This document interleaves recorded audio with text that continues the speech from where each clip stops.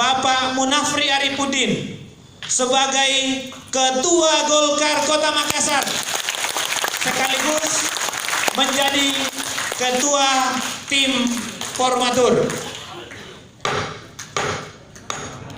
Ada hal yang ditanyakan oleh teman-teman setelah tadi kami sudah selesai Musda Golkar Makassar dan secara aklamasi Pak Munafri Arifudin terpilih menjadi Ketua Golkar Kota Makassar. Silakan teman-teman, kalau ada hal yang ditanyakan silakan. Dari mana? Dari tadulama.com. Dari mana?